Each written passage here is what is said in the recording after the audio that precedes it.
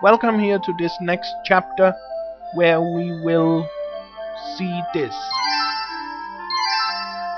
Now the time is still while we are reading, so let's just read.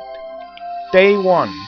Today I stepped off of Manayan's mountain for the first time, though he would kill me without hesitation if he knew. My only regret is that I waited so long.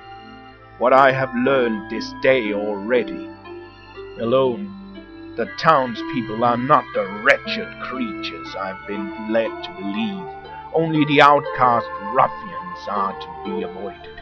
They all fear my master, and have spent their lives in the coldness of his shadow.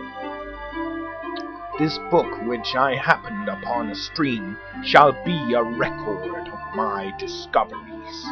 They may prove vital, for as I approach my 18th year, I feel an ever-growing dread. My master has ill plans for me. It seems that my fears were warned.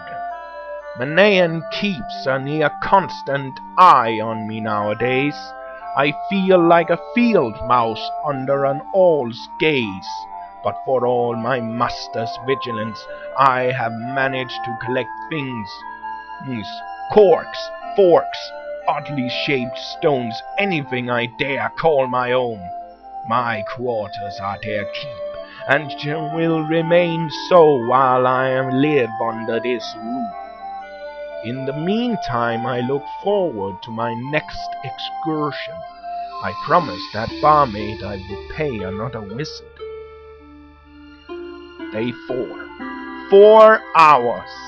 That's how long the wizard had me hanging from the kitchen rafters, and only because I missed the smallest spot in my sweeping. That stupid cat. And it waited till I was finished before tramping ashes from the fireplace.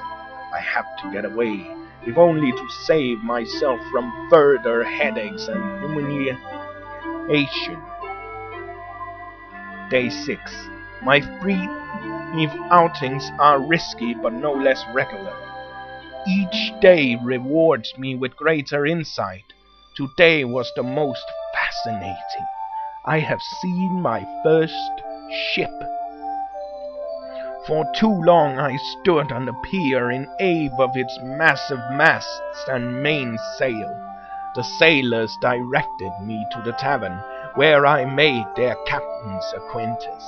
The old salt keenly related his tales of treasure and pirates, and when asked if I may join his crew, he proceeded to test my nautical knowledge. My answers must not have impressed him, for he said that I was too old to be a cabin boy.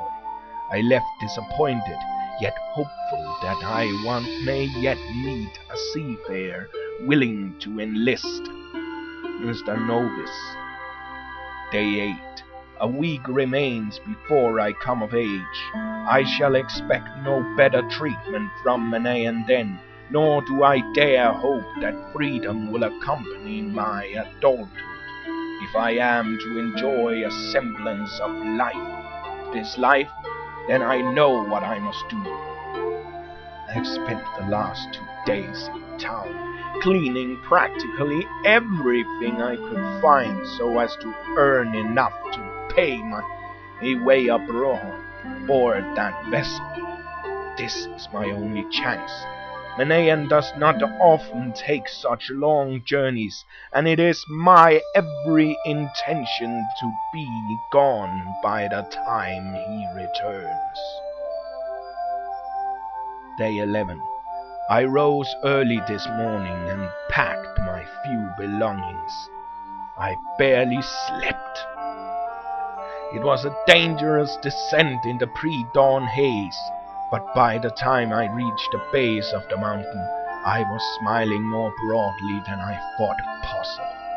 This lasted about 30 paces, after which I don't remember anything from some time. The lump on my head, along with my missing possessions, suggest I was attacked by that band of lawless mongrels. It was well past noon when I staggered onto the pier. The ruffians must have dealt me a fair blow, because it took me several minutes to realize that I no longer had any money, and several more to notice that the ship had sailed. Manayan returned late in the evening demanding supper. It is fortunate that he pays little attention to my appearance. With a pear-sized bulge of top and eyes redder than embers, I must have looked a sight.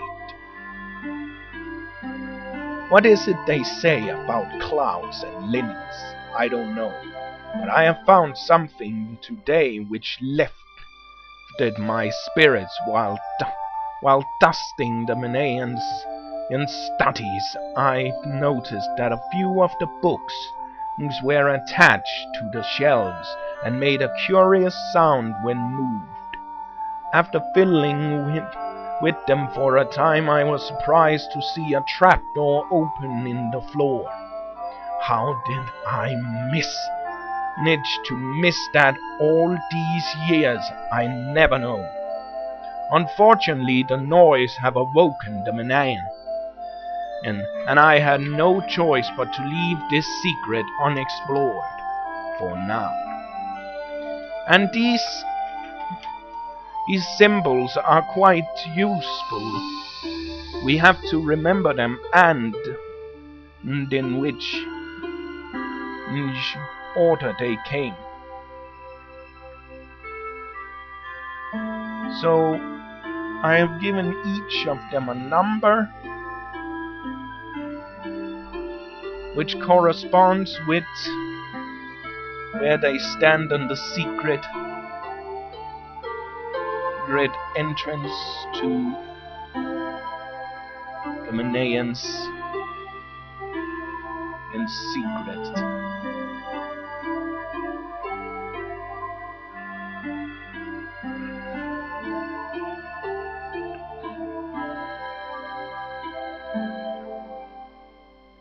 There. Day 13. I waited for the Manayan to resume his usual spying on the townsfolk before returning to the study. Descending through the trapdoor, I found myself in my master's workroom, his den of dark design. Certain that the spells could assist me once the necessary ingredients were found, I headed for the staircase. On the floor lay a scrap of paper. I picked it up and beheld my doom. Written over and over down one side was a list of names. My name. Each dated 18 years apart. I have little time. Day 15. It is nearing dawn. I have no more need of sleep. Despite a day and night spent in scouring Ludor, one vital ingredient has eluded me. The mandrake root. If it exists, then it is not my destiny to find it, nor to escape. The key to my freedom I will hide in a remote part. The rest of the pages are blank. Of Ludor. Today is this Gwydion's 18th birthday. I can only hope that the next will have a better one, for that is all I feel as I go to see my master one final time. The rest of the pages are blank.